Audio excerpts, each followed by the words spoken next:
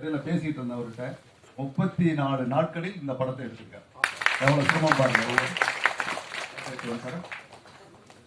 All director Lalgudi Ilaiyaraaja அவர்களை அவருக்கு பேரரசு sir அவர்கள் மரியாதை செய்வார். தெரியல, மலையில வாழ்ந்த மக்கள் மாதிரி இருந்தது. இயக்குனர் அவர்களை இப்பொழுது இந்த படத்தை குறித்து பேச அழைக்கிறேன். ரொம்ப சந்தோஷம். நம்ம சங்கத்தில் இவ்வளோ பேர் ஃபுல் க்ரௌடாக இருந்து என்னை ஆதரித்து இந்த படத்தை ரொம்ப என்ஜாய் பண்ணி பார்த்து அவங்க எல்லாத்துக்கும் என்னோட மனமார்ந்த நன்றியை தெரிவிச்சுக்கிறேன். உங்களோட நிறைய நிறைகள் இருக்கும். ஆஸ் எ கிரியேட்டராக நீங்கள்லாம் உங்களுக்கு தெரியும். இருந்தாலும் அடுத்த படத்தில் அந்த குறைகள் இருந்துச்சுன்னா கொஞ்சம் திருத்திக்கிறேன். தேங்க்யூ. நான் கிருத்திகா. இந்த படத்தில் நடித்ததுக்கு நான் ரொம்ப ரொம்ப பெருமைப்படுறேன். கணேஷ் சார் டைரக்ஷனில் இது ஒரு புது அனுபவமாக இருந்துச்சு. ரொம்பவே சந்தோஷமாக இருக்குது to be a part of this film. And இங்கே வந்திருக்கிற அத்தனை பேருக்கும் உங்களோட நேரத்தை செலவழித்து இந்த படத்தை பார்த்ததுக்கு ரொம்ப ரொம்ப நன்றி. Thank you so much. வணக்கம். ரொம்ப நன்றி. இது மாதிரி படங்களை நம்ம தான் கொண்டு போய் நல்லா ரீச் பண்ணணும்.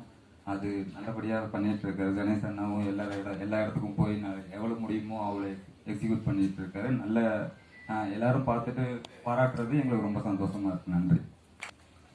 இந்த படத்துக்கு ஆதரவு கொடுத்து எல்லாரும் பார்த்ததுக்கு மிக்க நன்றி. படத்துக்கு எனக்கு வாய்ப்பளித்த 90 பிக்சர்ஸ் ப்ரொடியூசர் எஸ்ஜி சரவணன் சாருக்கும் டைரக்டர் கணேஷ் சாருக்கும் ரொம்ப நன்றி. இந்த படத்தில் ஒர்க் பண்ண எல்லாத்துக்கும் லேடிஸ் முக்கியமாக ரொம்ப கஷ்டப்பட்டுருக்காங்க. அவங்களுக்கு என்னோட ரொம்ப நன்றி. இங்கே வந்திருக்க எல்லாருக்கும் நன்றி. தேங்க்யூ. நன்றி சார். இந்த படத்தை நீங்கள் நிறையா பேர்கிட்ட கொண்டு போய் சேர்ப்பீங்கன்னு நான் நம்புகிறேன். வாய்ப்பளித்த திரு கணேஷ் நாயகன் சார் அவர்களுக்கும் என் நன்றியை தெரிவிச்சுக்கிறேன்.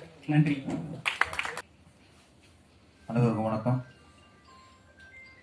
இந்த படத்து நாயகன் அருள்ஜி அவருக்கு பிறந்த நாள்.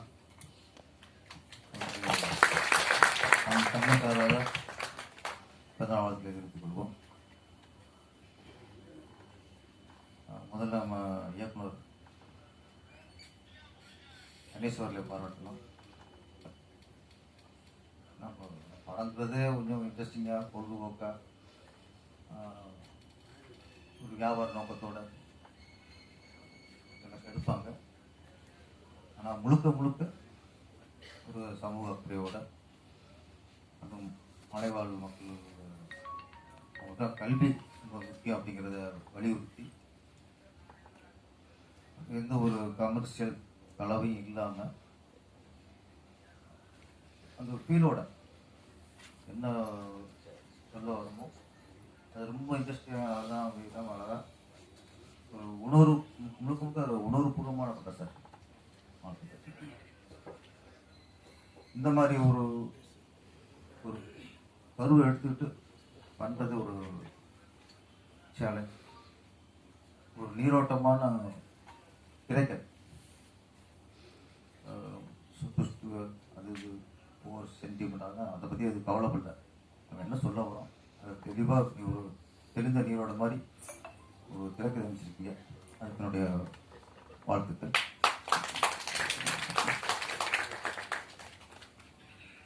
கடைசியாக சொல்கிறது தான், ஆலயம் கட்டுறதை விட கல்வி கற்றுக் கொடுக்கறது தான் புண்ணியம்னு முடிச்சிருக்காரு. அதான் உண்மை. ஏன்னா கல்வி டேலை பண்ணிடுச்சு. நம்ம சாகுற வரைக்கும் நம்மளோட நினைச்சு நிற்கிறது ஒன்று தான், கல்வி. அந்த டேலை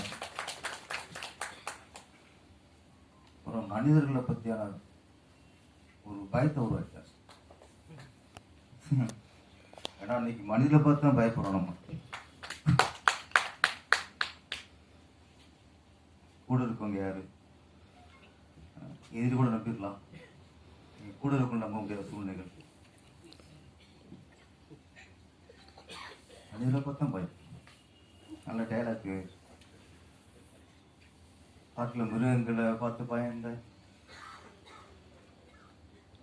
ஆனால் அந்த அதே உள்ள போனதுக்கப்புறம் அப்போத்தான் அவங்க மனுஷன் பிரித்து பார்க்குறாங்க.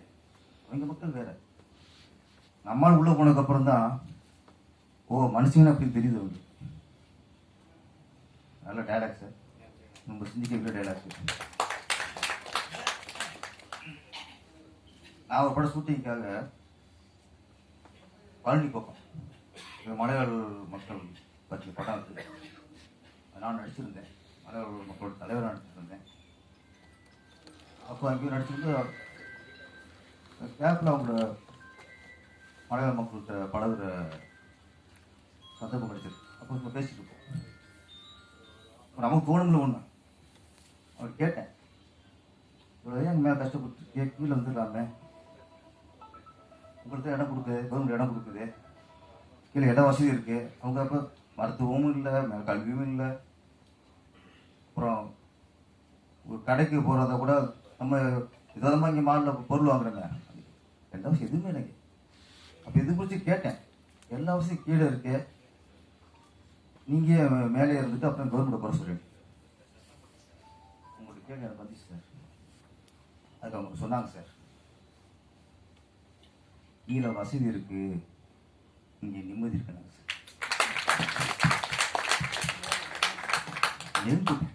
ஏன்னா அங்கே கொலை இல்லை, கொள்ளை இல்லை, கற்பழிப்பு இல்லை, மனுஷன் மற்ற துரோகம் இல்லை, இது எதுவுமே மேலே இல்லை. அது கூட கல்வி இல்லை. அப்போ அந்த கல்வியை கொண்டு போயிட்டா அவங்க வாழ்க்கை தான் நம்ம வாழ்க்கையோட மிக சிறந்த வாழ்க்கை. என்னதான் வசதிகள், வாய்ப்புகள், காரு, பங்களா, சொத்து என்ன இருக்கட்டும் சார், மிகப்பெரிய சொத்து மனுஷனுக்கு நிம்மதி தான். நிம்மதி தான் மிகப்பெரிய சொத்து. அதை மட்டும் நம்மளுக்கு கிடைச்சிருச்சுன்னா நம்மளோட பொடிசனை ஒன்றுமே இல்லை. ஆனால் கிடைக்க விட மாட்டாங்க, நிம்மதியாக எடுக்க மாட்டாங்க. அப்போ அந்த மனுஷனோட விலை இருக்கணும் தோணும், மனுஷனோட விலை இருக்கணும். அது மாதிரி நான் இப்போ சொல்கிறேன், மலைவாழ் மக்களுக்கு மருத்துவ வசதிகளே தவிர, கல்வி வசதிகளே தவிர அவங்க நிம்மதியாக வாழ்ந்துருக்காங்க சார்.